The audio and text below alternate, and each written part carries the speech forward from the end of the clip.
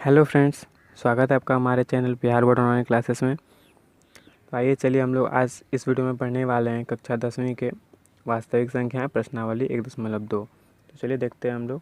तो प्रश्नावली के पहले हम एक प्रमेय आपको बताएंगे जिसका इसमें इस्तेमाल होने वाला है। तो प्रमेय है हमारा ये, प्रत्येक भाज्य संख्याएँ जो होती है, भाज्य संख्याएँ क्या होती है, हमारे अभाज्य संख्याएँ होती है जो कि जिसमें सिर्फ उसी संख्या, जैसे हमारा 23 है, इसमें अगर हम भाग देना चाहेंगे तो इसमें या तो 1 से भाग लगेगा या तो फिर खुद इसी संख्या से ही भाग लगेगा इसमें, तो इसको हम अभाज्य संख्या बोलते हैं।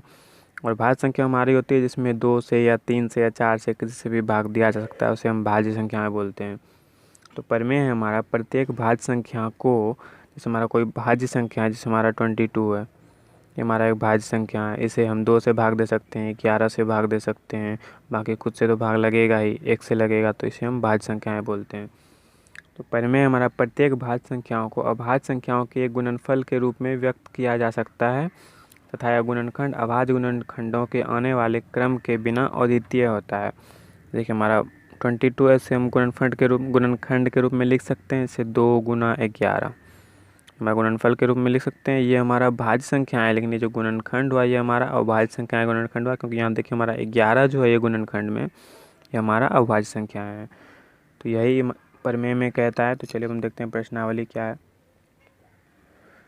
प्रश्नावली में क्वेश्चन नंबर 1 है हमारा, निम्नलिखित संख्याओं को अभाज्य गुणनखंडों के गुणनफल के रूप में व्यक्त कीजिए, जो हमने प्रमेय में बताया। तो चलिए देखते हैं क्वेश्चन नंबर 1। इसमें का 1 नंबर क्वेश्चन दिया हुआ है 140, और इसको जो है हमें अभाज्य गुणनखंड के रूप में व्यक्त करना है। तो चलिए देखते हैं इसको कैसे व्यक्त करेंगे।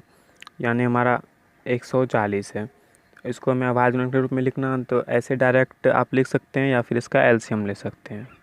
140 का आप एलसीएम ले सकते हैं। 2 से ये 70 बार में 140 हुआ, 2 से ये 35 बार में 70 हुआ, फिर 3 से ये होगा नहीं होगा, 4 से होगा नहीं, 5 से होगा, 5 से 35। तो इसका गुणनखंड क्या हो जाएगा हमारा, 2 गुना 2 गुना 5 गुना 7। और इसको आप, जैसे हमारा 2 2 बार है तो 2 पर स्क्वायर गुना 5 गुना 7, ये आप लिख सकते हैं या ये भी लिख सकते हैं। ये हमारा आंसर हो गया। जैसे 2 नंबर है आपका क्या है, 156 दिया हुआ है, इसका भी आप एलसीएम ले सकते हैं। 2 से कितने बार में आ जाएगा, 2 से 14, 1 2 16, 78 बार में, 2 3 6, 1 18, 2 9 18। फिर 2 से तो ये नहीं आएगा, लेकिन 3 से हो जाएगा, 3 कम 3 3 3 9 13 13 39। फिर ये 3 से भी नहीं, 4 से भी नहीं, 5 से भी नहीं, खुद 13 से ही कटेगा, तो हो गया। तो इसका हमारा गुणनखंड क्या हो गया, 2 गुने 2 गुने 3 गुने 13, 2 गुने 2 गुने 3 गुने 13। तो इसे आप लिख सकते हैं 2 पर स्क्वायर गुना 3 गुना 13। अब 3 नंबर हमारा है 3825, इसका भी आप एलसीएम ले सकते हैं। आप एलसीएम इसी प्रकार से इसका लेके आप गुणनखंड निकाल सकते हैं। इसका गुणनखंड हमारा हो जाएगा 3 गुने 3 गुने 5 गुना 5 गुना 17। इसे आप लिख सकते हैं 3 पर स्क्वायर 5 पर स्क्वायर गुना 17।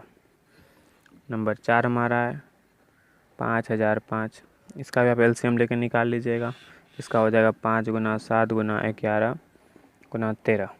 ये इसका हो गया, 5 हो गया हमारा 74 29, यानी 7429। इसका हो जाएगा हमारा 17 गुना 19 गुना 23। आप ये गुणनखंड आसानी से निकाल सकते हैं। आप एलसीएम निकाल के इसी विधि से ये जो हमारा आ जाएगा ये हमारा गुणनखंड होगा। चलिए अब देखते हैं क्वेश्चन नंबर 2 हमारा क्या है। क्वेश्चन नंबर 2 है हमारा, पूर्णांकों के निम्नलिखित युग्मों के एचसीएफ और एलसीएम ज्ञात कीजिए तथा इसकी जांच कीजिए कि दो संख्याओं का गुणनफल एचसीएफ और एलसीएम है। यानी कि कह रहा है कि हमारे जैसे कि 1 नंबर दिया हुआ है 26 और गुना नहीं है, 26 और 29। तो ये कह रहा है कि 26 और 29 का जो एलसीएम होगा और एचसीएफ होगा, उन दोनों का जो गुणनफल होगा इन दोनों के गुणनफल के बराबर होगा। तो चलिए हम लोग देखते हैं, पहले इसका एचसीएफ निकालते हैं और एलसीएम। तो 26, इनका भी हमें एलसीएम लेना है। 26 13 दूना 26, एक ही बार में हो गया, तो हमारा हो गया 2 गुना 13। और ये हमारा क्या है, 29 नहीं था, 91 था। तो 91 का एलसीएम लेंगे तो हमारा डायरेक्ट हो जाएगा 7 से, 13 7 91, ये हमारा 91 था। 7 गुना 13। अब देखिए इसका एलसीएम और एचसीएफ कैसे निकलता है। एचसीएफ एंड एलसीएम, देखिए जो दोनों का जो ये गुणनखंड आया तो इसमें कॉमन क्या है, ये हमारा 13 देखिए कॉमन है दोनों में, जो कॉमन है वही हमारा एचसीएफ हो जाएगा। और बाकी ये 2 हमारा किसी में कॉमन नहीं है, 2 हो जाएगा गुना 7 हो जाएगा। और ये यानी कि जितना भी संख्या है इसमें गुणनखंड, इसका और इसका सारा जैसे कि मान लीजिए इसमें 2 2 2 रहता गुना, और नीचे भी 2 गुना 2 गुना 2 रहता। तो ये कॉमन लेने के बाद यानी कि 2 में से एक ही लिख सकते हैं। जैसे हमारा हुआ तो 2 गुना 2 गुना 2 3 बार लिख सकते हैं। तो हमारा क्या है, 2 गुना 7 हुआ, और 13 2 कॉमन है तो इसको हम 13 को सिर्फ एक बार ही लिखेंगे, 2 बार नहीं। अरे हमारा कॉमन नहीं होता, जैसे यहाँ 13 है और यहाँ पे 15 रहता तो हम 13 गुना 15 भी लिखते।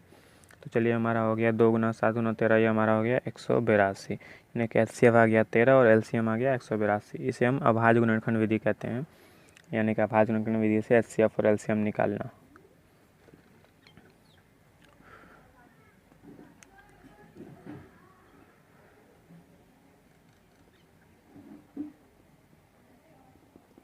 तो दो संख्याओं का गुणनफल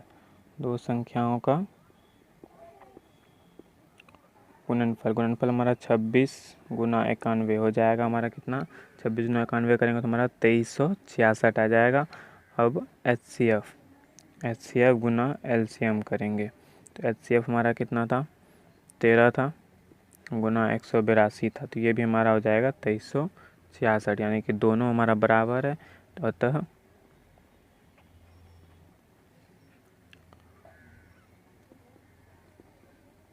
अतः दो संख्याओं का जो गुणनफल है वो एचसीएफ और एलसीएम के गुणनफल के बराबर होगा।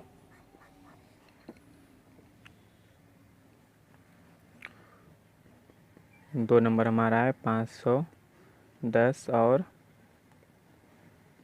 92। तो चलिए इसका देखते हैं कैसे होगा। सबसे पहले हमें 510 का गुणनखंड निकालना है। 510 का गुणनखंड कैसे निकालेंगे हम लोग, एलसीएम लेके। तो चलिए आप एलसीएम ले लीजिएगा, हम यहाँ पे डायरेक्ट बना देते हैं। जैसे 2 गुना 3 गुना 5 गुना 17, इसको गुना करेंगे तो हमारा 510 आ जाएगा। ऐसे आप एलसीएम निकाल कर ज्ञात कर सकते हैं। और हमारा 92 का हो जाएगा 2 गुना 2 गुना 23, 23 गुना 46 गुना 92। तो देखिए कॉमन इसमें कौन सा आ रहा है, तो हमारा एचसीएफ कॉमन हमारा 2 आ रहा है, और नहीं आ रहा 23 भी नहीं आ रहा, कुछ भी नहीं आ रहा, यानी कि एचसीएफ हमारा 2 हो जाएगा। और एलसीएम हमारा हो जाएगा, जो कॉमन होगा उसको एक ही बार लिखेंगे, यानी कि 2 गुना, उसके बाद हमारा इधर ये 2 बचा, यहाँ 3 बचा, 5 17 गुना ये हमारा 23। लेकिन जो कॉमन आएगा उसको सिर्फ एक बार लिखना है। अगर हमारा 3 3 कॉमन होता तो सिर्फ 2 गुना 3 ही लिखते हैं। यहाँ पे एक ये कॉमन है तो 2 लिखे, बाकी 2 ये 3 ये 5 ये 17 ये और 23 ये। अब इसको गुना करेंगे तो हमारा हो जाएगा 23,460। अब देखिए दोनों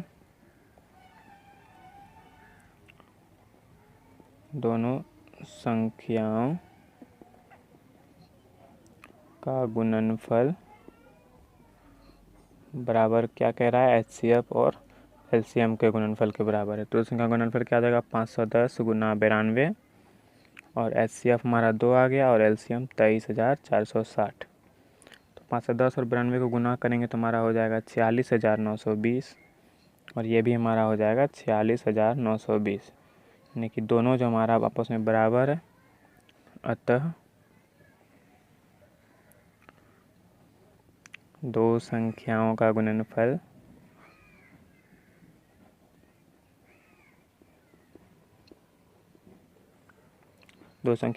जो हमारा होता है उसके एचसीएफ और एलसीएम के गुणनफल के बराबर होता है।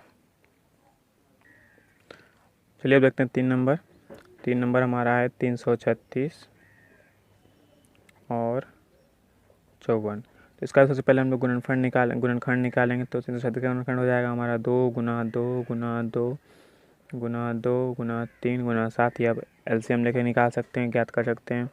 और हमारा 54 का हो जाएगा 2 गुना 3 गुना 3 गुना 3। इसमें देखिए हमारा कॉमन क्या क्या है, 2 कॉमन है, एक हमारा 3 कॉमन है, बाकी कुछ कॉमन नहीं है। तो हमारा HCF क्या हो जाएगा, जो कॉमन है वो HCF होता है, तो कॉमन 2 है और एक 3 कॉमन है, तो यानी कि 6 जो हमारा HCF हो गया।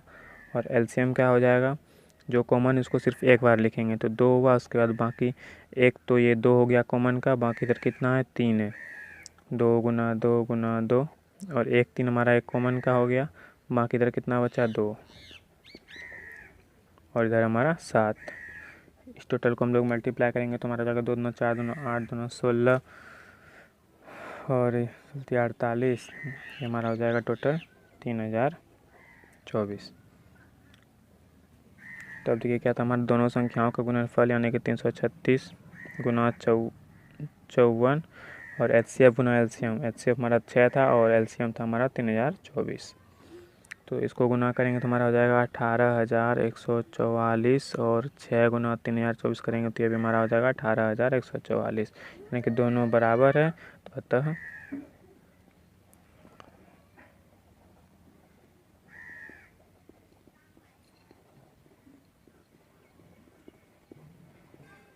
दो संख्या का जो गुणनफल है वो उसके HCF और LCM के गुणनफल के बराबर होगा।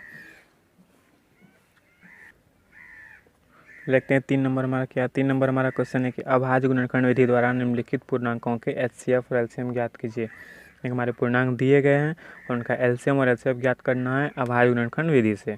चलिए हम देखते हैं कैसे ज्ञात करना है। अभी हमने बताया भी है पहले। तो पहला पूर्णांक हमारा दिया हुआ है 12, 15 और 21। तो इसका अभाज्य गुणनखंड विधि से हमें LCM और HCF ज्ञात करना है, 12, 15 और 21। सबसे पहले हमें तीनों का गुणनखंड ज्ञात करना है। तो 12 का गुणनखंड हमारा सबका गुणनखंड में LCM निकलेंगे, 12 का हमारा क्या रहेगा 2 छके 12, 2 तिया 6, तो हमारा 2 हो गया, 2 हो गया और 3 हो गया, 2 दूना 4 तिया 12। 15 का हमारा 3 पचे 15 हो जाएगा, 3 गुना 5। 21 का हमारा हो जाएगा 3 से 7 बार में, 3 गुना 7। तो इसमें कॉमन हमारा क्या आ रहा है 3, 3, 3 और कुछ भी नहीं आ रहा कॉमन। तो हमारा HCF क्या हो जाएगा 3 और LCM हमारा क्या हो जाएगा 2 गुना 2 और 3 तो हमारे तीनों में कॉमन है, तो इस 3 को हम सिर्फ एक बार लिखेंगे और फिर हमारा 5 और गुना 7, यानी कि 2 गुना 2 गुना 3 गुना 5 गुना 7 हमारा हो जाएगा 420। सेकेंड नंबर हमारा क्या है 17, 23 और 29। तो आइए देखते हैं इसको कैसे करेंगे। 17, 29 और 17, 23 और 29। तो 17 का LCM लेंगे तो 17 तो किसी से डिवाइड नहीं होता है, एक अभाज्य संख्या है तो 1 से तो डिवाइड होगा ही। तो इसका 1 गुना 17 ये इसका गुणनखंड हो गया। और 23 भी वैसा ही है, तो 1 गुना 23 और 1 गुना 29। तो इसका HCF हो जाएगा हमारा, एक तीनों में कॉमन है तो HCF 1 हो जाएगा और LCM हमारा हो जाएगा 17 गुना 23 गुना 29। तो इसे गुना करेंगे तो हमारा हो जाएगा 11,339। चलिए देखते हैं नंबर 3। नंबर 3 हमारा क्या है 8, 9 और 25। तो चलिए सबका गुणनखंड निकालते हैं। 8 का हमारा हो जाएगा 2 दूना 4 दूने 8। 9 का हमारा हो जाएगा 3 गुना 3, 3 तिया 9 और 25 का हमारा हो जाएगा 5 गुना 5। चलिए देखते हैं हमारा HCF कैसे निकालेंगे। इसमें देखिए हमारा कुछ भी कॉमन नहीं हो रहा है, तो HCF निकालेंगे कैसे। देखिए कुछ भी कॉमन नहीं है, अगर हम इसमें 1 से गुना कर देते हैं तो इसमें इसकी स्थिति में कोई परिवर्तन होगा नहीं होगा। इसमें भी 1 से गुना करेंगे तो कोई परिवर्तन होगा नहीं होगा। इसमें यानी कि 1 से गुना करें या नहीं करें कोई फ़र्क नहीं पड़ता है। तो तीनों में देखिए हमारा एक तो कॉमन आ ही रहा है, तो HCF हमारा 1 हो जाएगा और LCM हमारा हो जाएगा, कुछ भी कॉमन नहीं आ रहा तो सारे को लिख देंगे 2 गुना 2 गुना 2 और नीचे 3 2 बार है और 5 2 बार है। तो इसको जब हम गुना करेंगे 2 दूना 4 दूना 8 हो जाएगा हमारा, 8 तिया 24 तिया 72 और यानी कि पूरा गुना करेंगे तो हमारा 8 और 3 तिया 9 और गुना 25, ये हमारा हो जाएगा 1800। चलिए इस क्वेश्चन में वीडियो काफ़ी लंबा होते जा रहा है, तो इसलिए अब इस चैप्टर में और 4 क्वेश्चन हैं, तो इसके नेक्स्ट वीडियो में हम बताएंगे आपको। अगर आपको हमारा वीडियो पसंद आया तो चैनल को सब्सक्राइब जरूर कीजिएगा और बेल आइकन को जरूर प्रेस कीजिएगा, जिससे आपको हमारे नेक्स्ट वीडियो का नोटिफिकेशन मिलता है। और अगर आपने पिछले अध्याय का वीडियो नहीं देखा है तो डिस्क्रिप्शन में नीचे लिंक में दे दूँगा, आप वहाँ से देख सकते हैं। धन्यवाद। मिलते हैं अगले नेक्स्ट वीडियो में अगले इस चैप्टर के 4 क्वेश्चन के साथ।